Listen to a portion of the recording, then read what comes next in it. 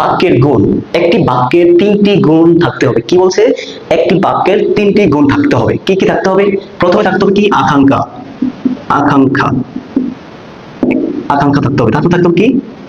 আসক্তি। আসক্তি। তারপর থাকতে হবে কি? যোগ্যতা।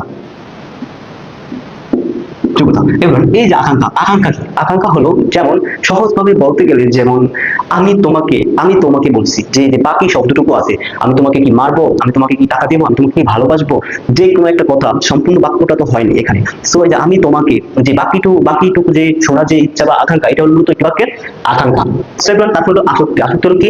একটি বাক্যের এই যে আসক্তি, আসক্তি হলো কি? আসক্তি হলো মূলত একটি বাক্যের সুশৃঙ্খল পদবিন্যাস, মানে একটা বাক্য সুন্দরভাবে গোছানো। যেমন আমি পদ এক্সাম্পল যেমন বললাম যে দেখতে সুন্দর আজ লাগছে তোমাকে, বাক্যটা গোছানো হয়নি। বাক্যটা হবে কেমন? যে তোমাকে আজকে অনেক সুন্দর লাগছে। সো এটা হলো কি? সুশৃঙ্খল পদবিন্যাস। তারপর হলো এগুলোর যোগ্যতা। যোগ্যতা কি? পদের যে অর্থগত একটা ভাব বা মিল। যেমন বললাম পদের, যেমন আমি বললাম যে হাতি আকাশে ওড়ে, হাতি কখনো আকাশে উঠতে পারে না, এটা পদের মিল হয় না। এটা হবে কি? পাখি আকাশে ওড়ে। সো এরকম শর্টকাট ভিডিও পেতে অবশ্যই চ্যানেলটি সাবস্ক্রাইব করে পাশে থাকবেন।